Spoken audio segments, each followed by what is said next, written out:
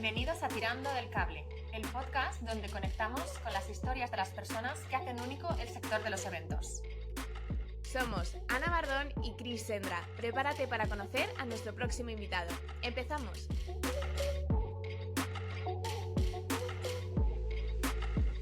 Y hoy tenemos con nosotras a Blanca de Frutos, directora creativa. Así que muchas gracias, Blanca, por estar hoy aquí. Bienvenida. Gracias a vosotras.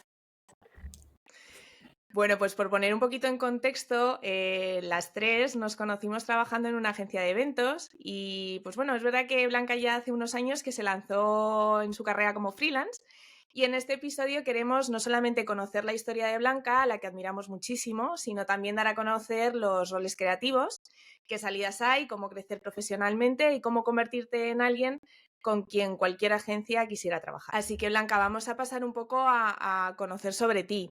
¿Quién es Blanca? ¿Cuál es su posición actual? Y si alguien no te conociera de nada, ¿qué dirías que haces y qué te unió a los eventos? Bueno, pues soy Blanca de Frutos, encantada a todos los que nos estáis escuchando o viendo. Soy directora creativa en este mundillo de los eventos, por suerte, por desgracia, ¿no? Porque tiene muchas cosas buenas, pero también tiene otras cosillas menos buenas. Y bueno, en realidad soy arquitecta de formación, acabé haciendo eventos un poco por casualidad, pero muy feliz porque al final es un sector en el que, bueno, se aunan muchas cosas diferentes y te da la oportunidad, cada evento, ¿no? Es como un mini mundillo en el que siempre conoces cosas nuevas, conoces gente y no paras de aprender. Y Blanca, cuéntanos un poquito cómo ha sido tu trayectoria profesional, cómo has llegado hasta donde estás ahora. Bueno, pues como os contaba, fue un poco de casualidad. Yo estudié arquitectura y cuando acabé todavía no sabía muy bien qué iba a hacer y por LinkedIn me contactó una chica arquitecta también, pero que tenía una agencia de public que se llama Bogarty. Y nada, empecé a currar allí haciendo decoraciones en restaurantes, discotecas, activaciones. Trabajábamos mucho con el grupo Pernod Ricard, ¿no? Y de ahí, pues bueno, fui saltando de agencia en agencia. Probé también a estar en un estudio de arquitectura y duré mes y poco, o sea, salí de allí por patas. He estado un año también llevando el departamento de producción de un estudio de diseño, arquitectura que se llama TAC. Pero bueno, al final en estos 10 años creo que llevo ya de carrera profesional, el mayor tiempo he estado en agencias solo de eventos o de publi y bueno, hasta que llegó un día que vi que si quería llevar un poco el estilo de vida que quiero llevar, pues no podía ser una agencia y me hice freelance y la verdad que muy feliz del camino que he tomado, pero bueno, sin todo ese curro anterior y toda esa experiencia previa en agencias, la verdad es que hoy no podría ser freelance, entonces todo tiene su momento. Y un poco para conocer mejor ese rol de creatividad, ¿no? Que muchas veces yo creo que muchas personas de fuera del sector no entienden muy bien qué llegáis a hacer, ¿no? Los creativos. Incluso también dentro del sector a veces se confunden como dos figuras que parecen similares pero que no lo son, ¿no? Que son la figura del diseñador y la figura del creativo, ¿no? Explícanos realmente ¿qué diferencia hay entre estas dos figuras y realmente, bueno, pues si se compaginan o si uno se convierte en el otro? Cuéntanos un poquito mejor. La verdad, esto de que existen varias figuras, yo lo descubrí tarde, porque fue cuando entré en una agencia ya más grande, cuando vi todos estos roles, ¿no?, que hay en torno a un proyecto. Al principio, en una agencia pequeña, yo hacía de todo. O sea, de hecho, no sabía cómo llamar a mi puesto. En mi currículum tengo puesta diseñadora creativa, pero es que hacía absolutamente de todo. Multidisciplinar. Exacto. O sea, yo recuerdo de estar soldando LEDs en un taller porque el del taller solo hacía metal y nos íbamos ahí a poner las tiras de LED nosotras, o sea, era un poco locura, o importar cubiteras de China, pero bueno. Luego cuando ya entras en una agencia un poco más grande y sobre todo de la rama de publi, ¿no?, que no hace solo eventos, pues bueno, hay un poco ese rol de el director creativo, el director de arte, el copy, o sea, todo el trabajo está como más especializado.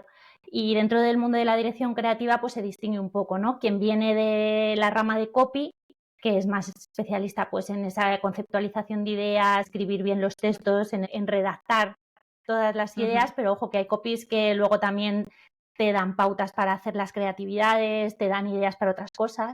y luego el que viene más del diseño, de la dirección de arte, pues que ya se lanza a hacer las maquetaciones también o te hace la imagen del evento, aparte de lo que es la idea creativa.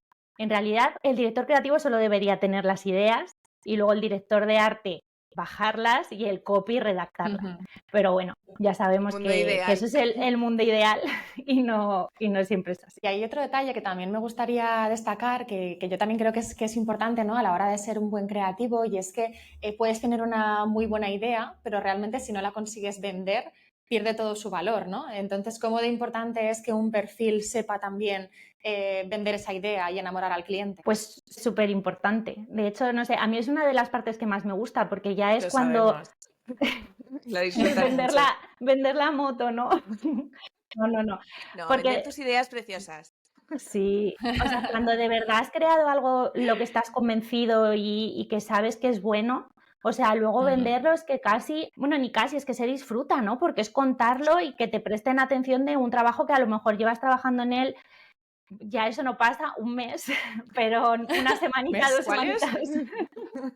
Sí, entonces el contar el proyecto y algo en lo que has trabajado me parece muy importante. De hecho, hay algunas agencias que los creativos como que no están luego en las presentaciones y creo que es Es un un error. error. Ojo, que hay cuentas que seguro que lo cuentan súper bien, pero si el creativo da su visión y cuenta el concepto y al final es un poco la cabeza de la que ha nacido esa idea, creo que aporta mucho. En el mundo presentación, cuantos más perfiles, sin que vayamos 10 a la reunión, pero si a lo mejor la persona de cuentas hace esa introducción más de cliente, el creativo cuenta el concepto y un poco la bajada, y luego ya en las cosas más técnicas entra producción, o creo que el cliente eso lo agradece, porque ve un poco toda la gente que participa en un proyecto y que cada uno está muy especializado también en lo suyo. Entonces, en las presentaciones creo que aporta tener perfiles diferentes y obviamente que haya un creativo en las presentaciones. Que se nota el Más. trabajo en equipo, que al final Sí, sí. realmente para trabajar un proyecto es un trabajo en equipo.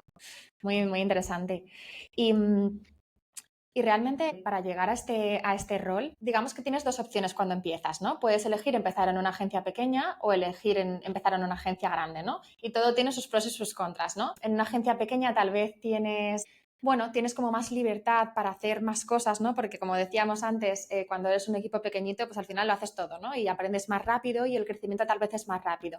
Pero también se dice muchas veces que cuando estás en una agencia más grande, con una estructura tal vez más vertical, tienes a lo mejor ese liderazgo, ¿no?, o esa guía que muchas veces te ayuda un poco a aprender los pasos, ¿no? Entonces, ¿con qué te quedarías? ¿Qué crees que es mejor? Mejor no sé, mi experiencia, yo empecé en una agencia en la que fui la primera persona que contrataron. Llegué allí y fue como, ¿what? Además, no, pues tampoco es que ellos tuviesen un rodaje previo súper grande, entonces íbamos un poco sobre la marcha. ¿Qué tiene de bueno? Pues que aprendí muchísimo un poco a sacarme las castañas del fuego, oye, esto hay que hacerlo, pues vamos a ver cómo se hace.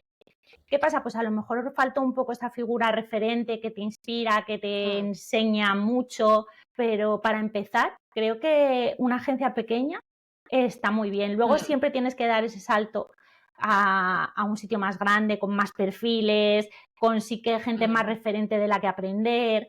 Pero bueno, creo que el empezar en una agencia pequeña como que te curte un poco, ¿no? Y también te hace Sí.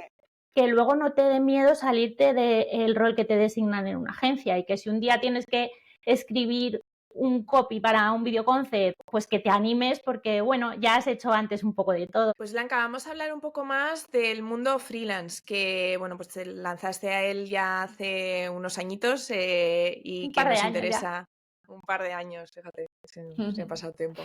Y que nos interesa mucho el saber un poco, pues bueno, ¿no? Esas diferencias de el lanzar tu carrera, simplemente estar en una agencia y crecer allí, o lanzarte a crear tu propio camino como freelance. ¿Qué tiene de positivo y qué tiene de negativo? A ver, yo diría que tiene bastantes más cosas de positivo que de negativo, por lo menos mi experiencia hasta ahora es así. Al final, como freelance, pues bueno, puedo elegir un poco los proyectos en los que participo, puedo disponer de mi tiempo y parar cuando lo necesito, que eso era algo que me di cuenta que lo que me hizo un poco tomar la decisión es que tenía una angustia dentro los últimos meses en agencia, como que siempre es un pico, es como no puedo parar, entraba como en una vorágine, en un bucle, y bueno, pues ahora sí veo que voy entrando ahí porque, ojo, es difícil, hay veces que se te solapan proyectos o que crees que vas a tener tiempo y no lo tienes tanto, pero luego puedes decir, bueno, voy a parar una semana, 2 semanas o incluso, ¿por qué no me voy a ir un mes de vacaciones? Y a lo mejor cojo algo, pero puedo teletrabajar y hacerlo a distancia, que es que eso es una cosa maravillosa. Y luego además que yo soy muy casera, a mí yo lo de poder estar aquí con mi café, mi perro y trabajando a mi bola, pues es que eso para mí no tiene precio. Y bueno, y que no estoy en un búnker, hay veces que hace falta una reunión física y yo voy, una prospe o lo que sea, o sea, sigo estando disponible. Y, y bueno, pues eso, o sea, para mí la verdad es que son todo ventajas. Incluso económicamente creía que esa inseguridad, ¿no?, que te genera el ser freelance, pero de momento la verdad es que me va muy bien. Ya te digo, puedo incluso elegir un poco los proyectos que coja. A día de hoy no me planteo el volver a trabajar a una agencia con un horario o incluso a cliente, ¿sabes? O sea, me costaría mucho. Y en tu caso, Blan, sobre todo antes de dar el paso de emprender, las relaciones que has generado con tus compañeros o con clientes, entiendo que es muy importante para tomar la decisión de ser freelance, ¿no? El tener esa cartera. ¿Tienes clientes muy fieles? Sí, la verdad es que sí. O sea, de hecho, todos han llegado un poco boca a boca y sigo trabajando con ellos.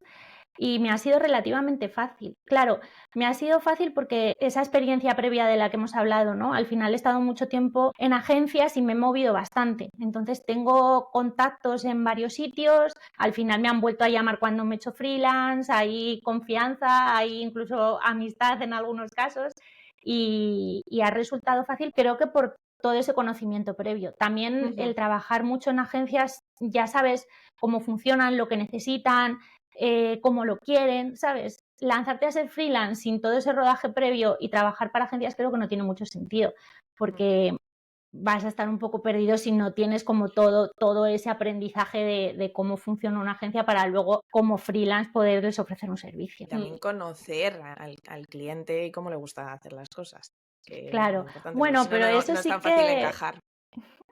o sea, no todas las agencias con las que estoy trabajando ahora he trabajado allí directamente. También hay agencias nuevas y clientes nuevos. Entonces, pues como cuando entro a un concurso, ¿no? Para coger un nuevo cliente, siempre cuesta un poco más, pero bueno, siempre lo clasificas, ¿no? Este se va a parecer un poco a este me va a venir por aquí.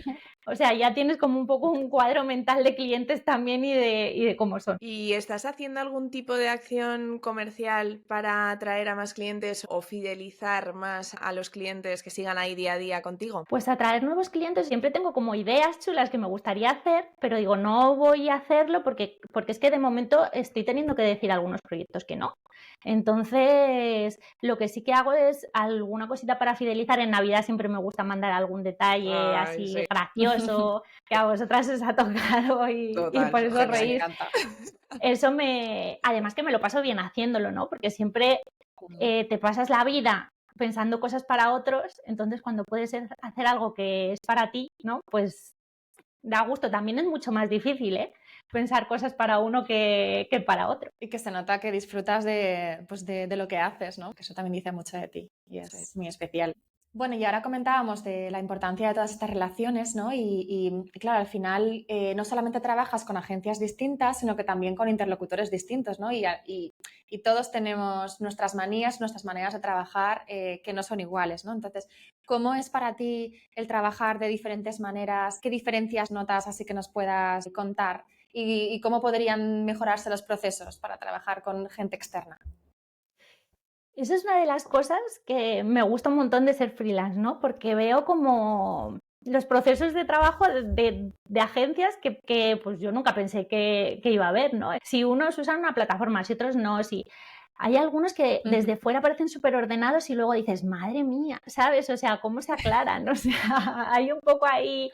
Yo sí que soy bastante cuadriculada a la hora de trabajar, entonces hay veces que no es que lo imponga, pero digo, oye, yo suelo hacer esto y esto, y me dicen, me parece guay. Vale. Y normalmente se adaptan un poco a mi mi forma de trabajar. Pero bueno, sí que descubres pues eso, que los procesos son muy distintos, ¿no? Y que muchas veces los procesos al final están para saltárselos. Simplemente eso, ¿no? Como que hay muchas formas de trabajar, siendo freelance te permite ver todo eso y sobre todo aprender para que luego si algún día, pues oye, tú tienes tu propia agencia o tu propio negocio, pues lo que tienes es un aprendizaje y un abanico de cosas que has visto que funcionan y que no, que luego lo puedes aplicar. Totalmente, hacer tu propio proceso, ¿no? Con todos los Sí. aprendizajes. Y lo comentabas un poquito antes, ¿no? El decir que no, pero quiero que nos cuentes un poquito más cómo lo gestionas, ¿no? Porque a veces cuesta tener que decir que no a un proyecto cuando se trata de un cliente pues, con el que tienes una relación, ¿no? O sientes como una especie de compromiso, ¿no?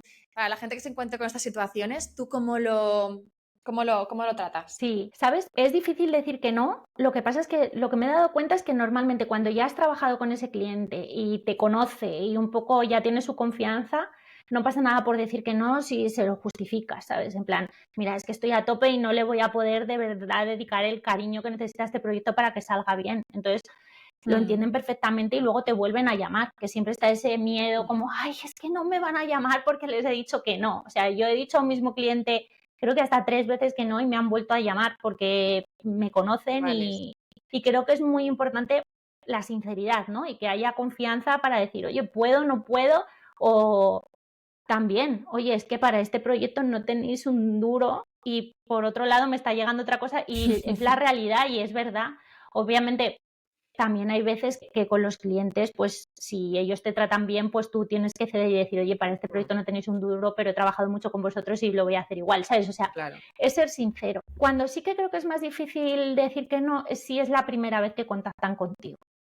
Porque ahí sí que es verdad que si es la primera vez y dices que no, es más difícil que te vuelvan a llamar porque es así, no te conocen y dicen, bueno, pues no le interesa la primera vez, pues tiro de otro. Y sobre todo a mí aquí me surge el tema del balance entre sacar proyectos de calidad o coger más cantidad.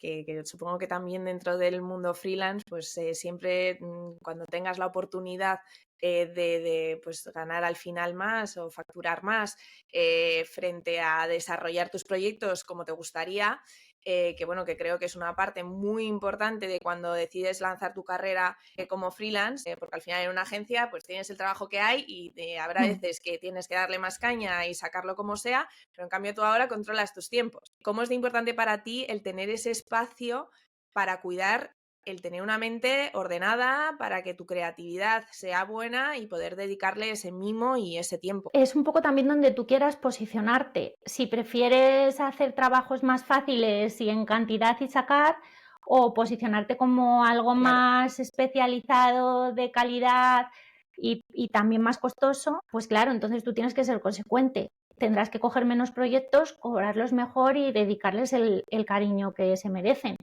También hay proyectos que te llegan y es que te apetecen muchísimo, aunque haya menos presupuesto o lo que sea, pero es un cliente con el que nunca has trabajado. Entonces, pues bueno, no siempre tampoco es que sea un proyectazo o que haya mucho presupuesto, dependen varias cosas, pero sí que creo que si te posicionas como con un servicio de calidad y que haces con mucho mimo, con mucho cariño y eso lleva mucho tiempo, es más costoso, pero tienes que ser consecuente y no de repente decir, venga, voy a ofrecer un servicio premium a 8 personas a la vez. Pues chico, no lo vas a ofrecer porque es imposible, ¿sabes? No tienes tiempo para hacer eso. Pues vamos a pasar a hablar un poco de estas diferencias, ¿no? Porque estábamos tocando temas de coger más trabajo pero facturar más, de también, pues bueno, pues cuando estás en una agencia que al final, pues por mucho que tengas más trabajo vas a seguir facturando lo mismo. Para una persona que quiera dedicar su carrera a tu rol, como orientación, ¿cuál puede ser en horquillas una evolución de salarios de un perfil creativo desde que entra en agencia como junior? ¿Y cuál podría ser la máxima aspiración a la que pueda llegar? Pero yo aquí os cuento mi experiencia, porque es verdad que hay como este hermetismo en cuanto a los sueldos que, o sea, yo aquí voy a hablar claro porque no comparto para nada esto de que no se sepa lo que cobras. Yo empecé de becaria en este sitio donde soldaba stalets por 300 euros al mes. Y luego fui subiendo poco a poco. De hecho, he estado mirando y creo que he pasado como por todas las horquillas, ¿no? Cuando me cambié de ese sitio, creo que fue por 17.000, la agencia en la que entré después, y fui subiendo 20, 25, 30, hasta llegar a 35 con promesa de 40, siendo ya directora creativa en una agencia de eventos. O sea, como que de ahí dentro de esa agencia no podía subir a más. O sea, imagino que si me hubiese quedado, pues me hubiesen subido poco a poco. En mi entorno, ya te digo, a pesar de este secretismo, lo máximo que he sabido que estaba ganando un director creativo ejecutivo en una agencia, creo que estaba en torno a 60, 65, 70 como mucho. ¿Qué pasa? Que llegar a esas cifras siendo freelance, trabajando bien, trabajando mucho, es verdad, pero creo que no es tan loco ni tan difícil, y al principio te da mucho miedo, en plan, a ver si llego a final de mes y si nadie me llama y si no sé qué. Pero si trabajas y te lo tomas en serio y tienes clientes, y creo que no es tan loco. Al final también hablábamos antes de la importancia de que cuando das el salto a ser freelance tienes que haber tenido quizá esa experiencia previa en agencia. Entonces también, pues bueno, pues sí o sí tienes que haber pasado por esos sueldos quizá más bajitos, y que luego sí quizá cuando ya tengas un bagaje, ya tengas pues bueno, tu experiencia que te desempaque, lanzarte quizá como freelance te puede permitir tener salarios más altos. Exacto, porque sí que es verdad que dentro del mundo agencia, a no ser que se haya una agencia más grande y entonces como director creativo ejecutivo, y creo que sí que hay un tope de sueldos que en Publi es más difícil de pasar. Y yo creo que hay una consideración que tal vez estando dentro de agencia puede parecer que tu trabajo no está siempre pagado, ¿no? Porque al final trabajas mucho pero no lo ves tan recompensado, pero de otro modo, ¿no? Siendo freelance sí que, bueno, pues que cada cosa que haces la cobras, ¿no? O así tiene que ser. Pero me surge una pregunta, ¿no? Porque todos sabemos que en el mundo de los eventos existen los concursos, ¿no? Que a las agencias no se les paga por concursar, pero ¿alguna vez te han planteado alguna agencia el hecho de que trabajes sobre un proyecto que está en concurso, pero que solamente cobras si el concurso sale adelante? ¿Eso pasa? Sí, eso pasa y te tantean un poco, en plan, a ver si esta cuela. A ver, yo no lo he aceptado nunca porque al final el trabajo que hago es igual, pero ya no solo eso, a lo mejor si viese que no tengo clientes o que quiero que me conozcan como trabajo la primera vez, pues bueno, pero es que ya te digo, o sea, actualmente como tengo trabajo de sobra, pues es que al final no me compensa aceptar un proyecto así. Pues vamos a pasar a hablar un poquito de la tipología de eventos, ¿no? De cómo trabajas tú esa creatividad en los eventos. Vamos a hablar de la importancia de la estrategia mezclada con la creatividad y conseguir un storytelling que sirva de hilo conductor, pues todo lo que va a vivir el invitado. Y para esto vamos a empezar con algo muy básico. ¿Qué es para ti la creatividad o esa estrategia creativa? Yo sabía que esta pregunta iba a caer en el examen, me la traigo preparada. Esto es os juro que he buscado en plan definición de creatividad, digo, esto cae. Pero me he quedado con una que es la más corta, pero es que creo que de verdad que es la que mejor define la creatividad, y no es lo que es, sino lo que no es, y es lo contrario de la creatividad es la mediocridad, y es que estoy totalmente de acuerdo. Al final creo que la esencia de la creatividad es esa chispa, ¿no? Lo que hace brillar algo, lo que lo hace un poco como decir, ¿y eso por qué no se me ha ocurrido a mí? O que une dos conceptos que parecen que son como el agua y el aceite, que no se pueden juntar, y los juntas y surge la magia. Al final la creatividad es como un bosque, ¿no? Hay miles de ideas y muchas de ellas pueden funcionar. Y la estrategia es un poco la brújula que te va guiando dentro de ese bosque. ¿Por qué coges esta idea o esta? Pues porque estratégicamente me interesa más o está más ligada a lo que quiere comunicar el cliente o cómo quieres que se sientan los asistentes en ese evento, pues claro, tienes que ir más por aquí que por aquí, porque ideas es que hay miles. Ideas hay miles, pero es verdad que dentro del ritmo que se lleva dentro del sector no es fácil encontrar siempre esa idea, ese concepto creativo, ¿no? ¿Dónde buscas tú tu inspiración ¿Tienes algún documento ahí encriptado con ideas locas de que cuando de repente tienes esa saturación absoluta tiras de él? ¿O te has lanzado con la IA? No es fácil y sobre todo eso, que ideas mediocres, hay muchas. Ideas de verdad que sean creativas y que digas, es esto, hay muy pocas y por desgracia, o sea, no todos los proyectos van con la idea del siglo, por lo que decís, ¿no? Al final hay que cumplir unos tiempos y en este mundillo los tiempos se las traen. Entonces, bueno, o sea, yo lo que hago siempre es estudiarme, esto creo que me viene de la época en la que trabajé en Grow. Grow es una agencia en la que estuve 3 años y está muy especializada en el sector salud, en el sector health. Entonces es muy importante el briefing y estudiarte todo muy bien porque es un sector delicado. Entonces yo siempre los briefings me los estudio, pero como si tuviese examen de briefing. Y a partir de ahí, bueno, pues surgen ideas, voy anotando cosas, pero como que interiorizo mucho toda esa información. ¿Qué pasa? Que así no sale ninguna idea buena, nunca. Lo que necesitas es, una vez que tengas ya esa información en la cabeza, lo mejor es parar, si puedes. ¿Sabes? Te vas a sacar al perro, te das una ducha, te pones a ver una serie, lo que sea, porque ya tienes toda esa información en la cabeza y es más fácil que cuando te relajas venga alguna cosa que merezca la pena. ¿Qué pasa? Que no siempre puedes parar. Entonces, pues al final me dices un documento tal, tengo las notas del móvil o incluso el WhatsApp, de mandarme WhatsApps a mí misma. Eso lo uso muchísimo porque cuando no estoy currando es cuando se me ocurren cosas. Tengo notas, o sea, esto es un poco psycho, pero de las 3 y de las 4 de la mañana, alguna vez que no me he podido dormir y de repente digo, y me pongo ahí a anotar cosas en el teléfono. Y es mejor soltarla, porque si no te quedas ahí con el run run. O sea, es verdad que esto no me pasa mucho, no soy tan psicópata, pero alguna vez sí. Y cuando no tengo tiempo, pues ahora tiro muchísimo de ChatGPT. No tengo ningún problema en decirlo, lo uso para pelotear.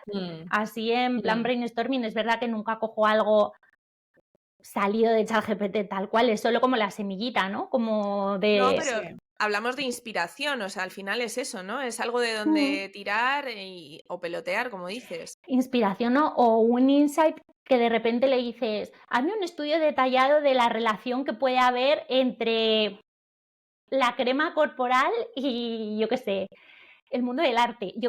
Y de repente ahí encuentras algo que te encaja.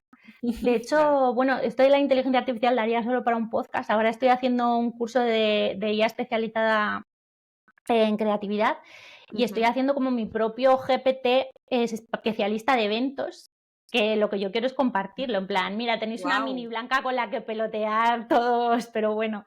Oye, pues esto da para otro podcast para que nos cuentes sobre ello, Sí, es muy guay. Por eso te digo que bueno, que eso, que la IA es una herramienta que la gente es como, ay, la IA, lo has hecho con IA. Bueno, pues es una herramienta más. Lo he hecho con Photoshop también, ¿sabes? O sea, no sé. Y luego referencias, ¿sabes? O sea, al final buscar referencias en donde sea, en Dribbble, en Behance, en Pinterest, en Instagram, pantallazos.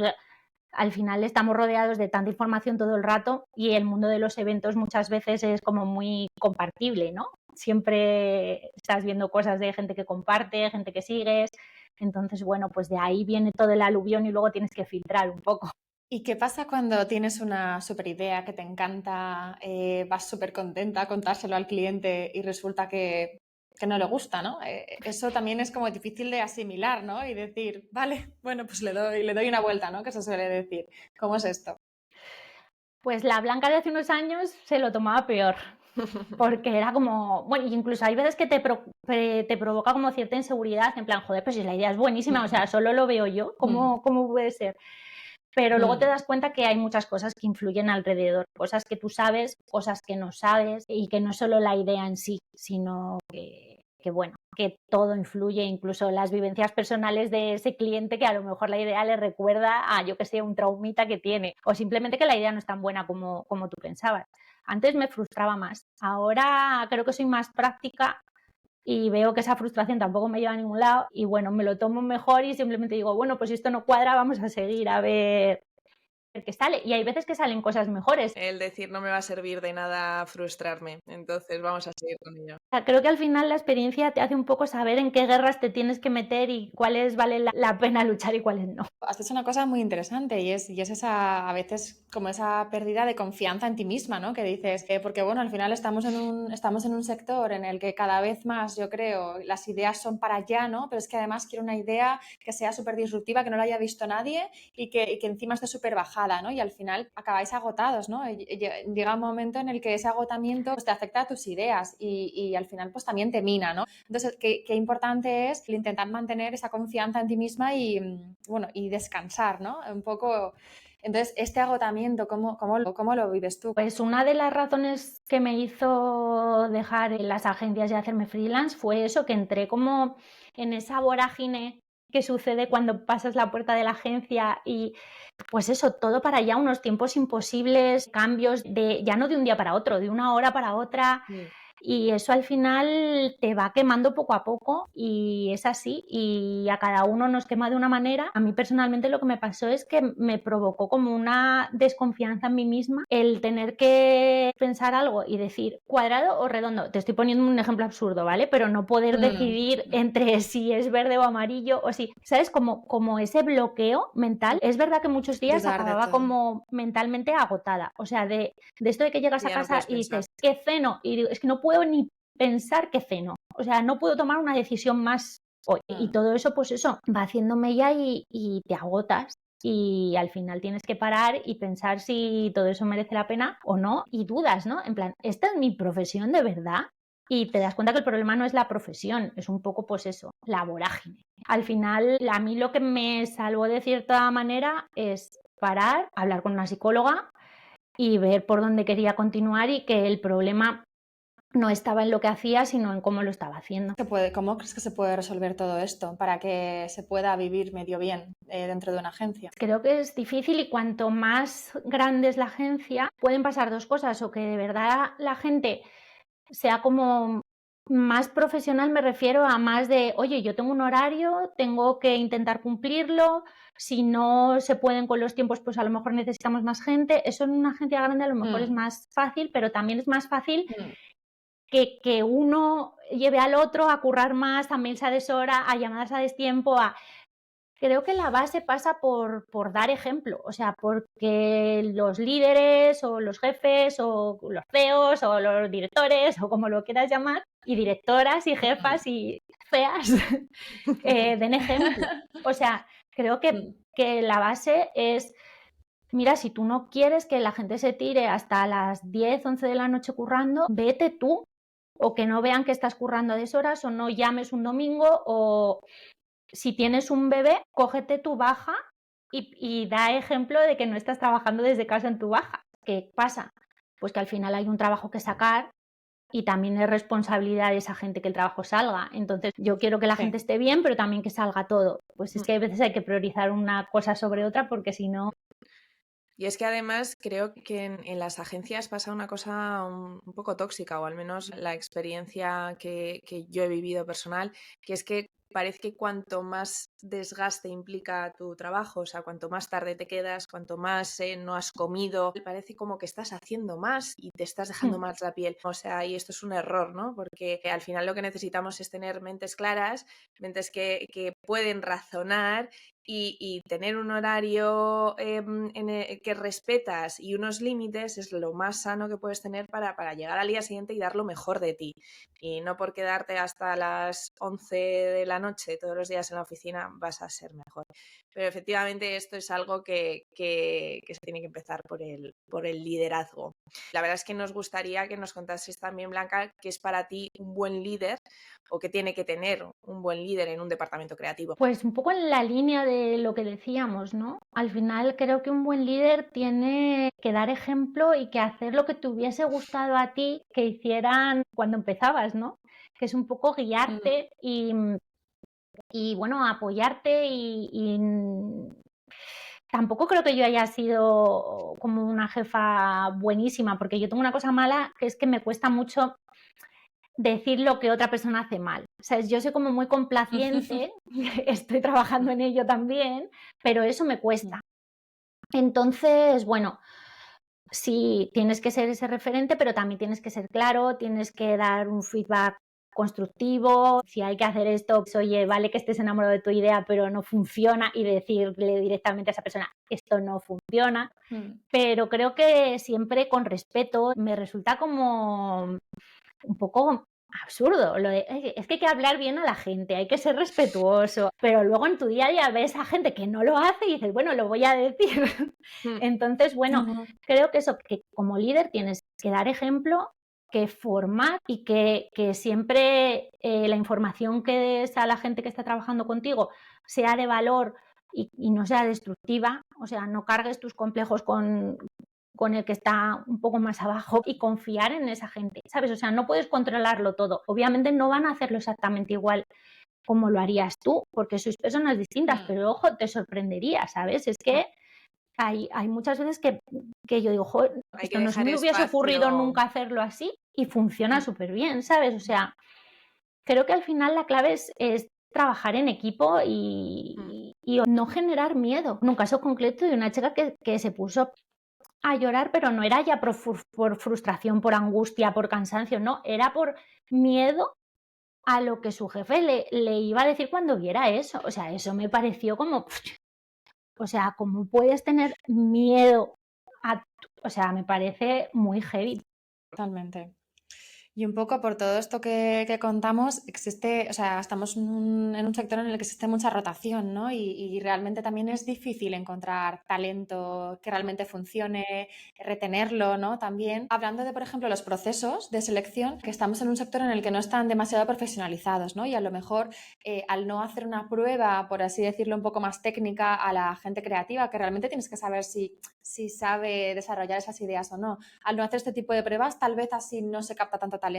¿O dónde crees que está la clave para poder encontrar? A ver, yo os hablo en cuanto a creatividad dentro del mundo de eventos. Bueno, también en las agencias que son como de puros eventos, no he conocido ninguna con un departamento de recursos humanos como tal, siempre es como gente de la agencia que se dedica a eso, que eso creo que ya cuando creces de un número X de personas, Sí, cuando ya son creo muy que grandes las necesitas a agencias. alguien de recursos humanos. Pero bueno, más allá de eso, las veces que he tenido que buscar gente para el departamento creativo de eventos, me pasa que es o gente muy técnica, que sabe mucho de iluminación, de truses, de layers, de pantallas, pero le falta ese toque creativo. Y también me pasa al revés, que hay gente muy de publi, que son súper creativos, súper diseñadores, pero les falta ese conocimiento de, oye, una pantalla LED tiene que ser un múltiplo de tiles de 50. Oye, esto no puede flotar, esto se tiene que coger de algún sitio. O sea, que el perfil como que aúna los dos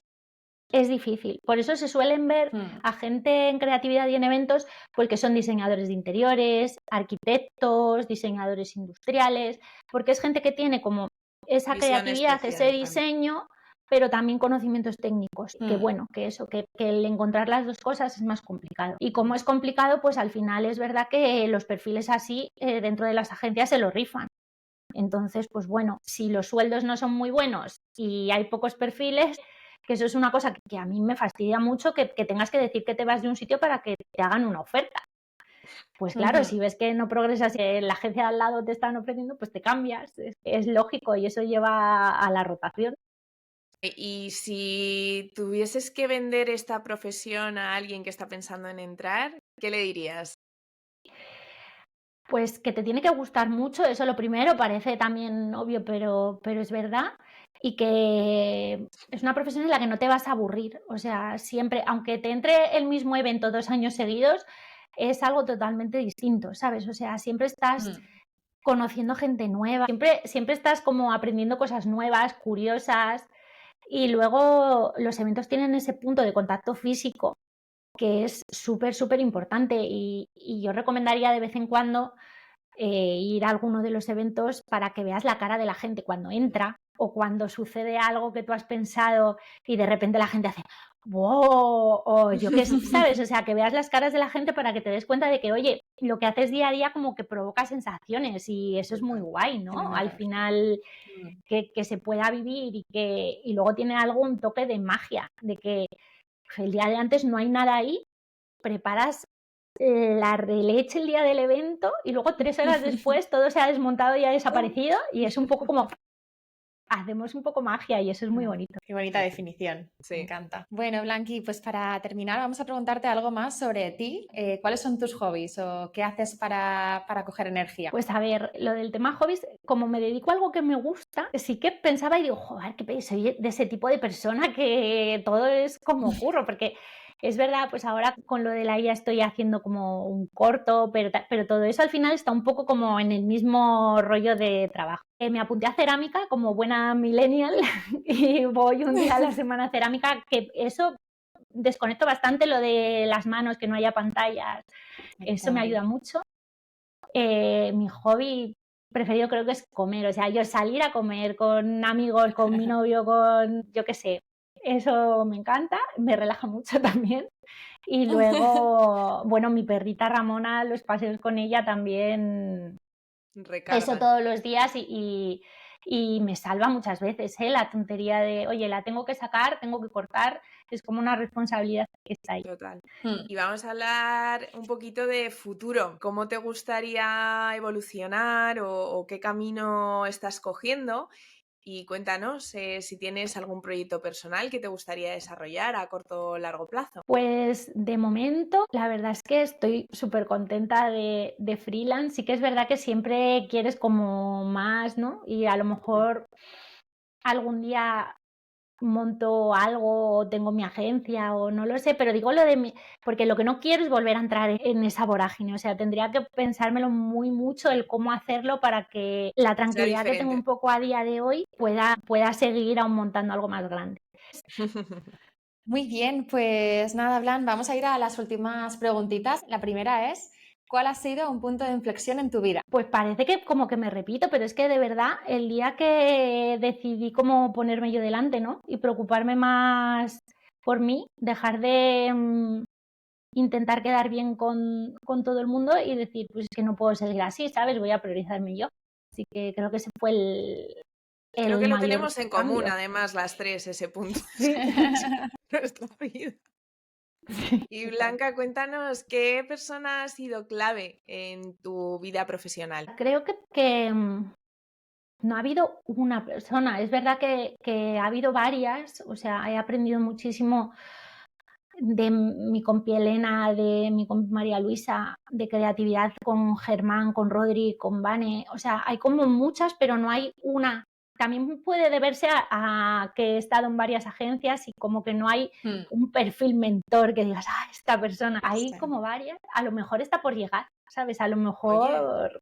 Mira, es un enfoque bonito ese referente está por llegar. ¿Y cuál es tu cliente o evento platónico? No, platónico, absolutamente platónico. O sea, a mí me encantaría estar metida en la conceptualización del descanso de la Super Bowl. O sea, cada vez que lo veo todos los años, digo, es que lo tiene todo, ¿sabes? O sea, es como un concepto guay, se tiene que montar y desmontar en un momento, tiene que estar todo sincronizado, medido.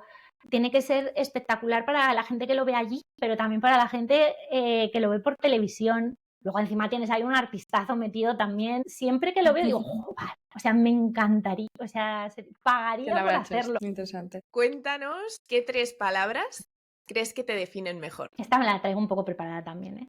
Porque esto lo de autodefinirse uno cuesta muchísimo. A ver, soy tranquila, soy coherente o intento serlo.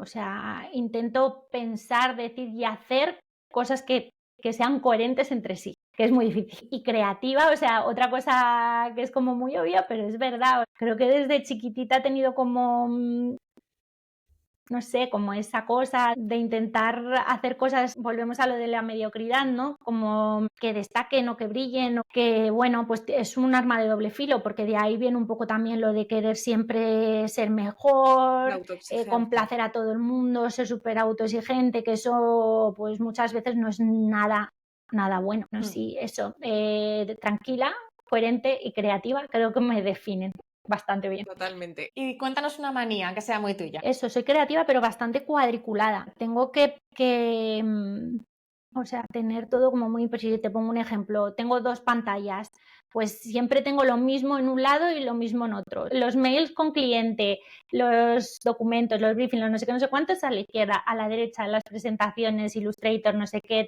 o sea, como el cerebro, ¿no? Tengo las Gestión pantallas versus del ordenador creatividad.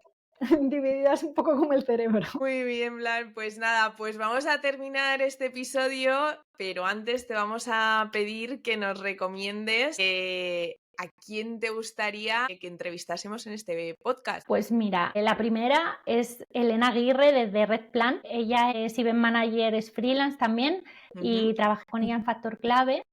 Y creo que, bueno, como que puede contar muchas cosas interesantes también del salto, pero desde una perspectiva que no es la creatividad, sino que es más la gestión de eventos. Además, ella tiene una formación en coaching también bueno, tiene un perfil que creo que es muy chulo. Os voy a decir también a Borja Pérez, que también fue compañero, son los dos también de Factor Clave, pero él en cambio tiene ese perfil de producción más dentro de agencia. Él trabaja en Momentum, ¿no? Y creo que también puede dar un enfoque y contaros cosas que pueden ser muy interesantes. Seguro que sí. Pues apuntados quedan. Pues muchísimas gracias por todo, Blanqui, por tener hoy este ratito con nosotras. Nada, un placer. Ha sido un gustazo tenerte siempre. Y nada, muchísimas gracias a todos por escucharnos y nos vemos en el próximo episodio.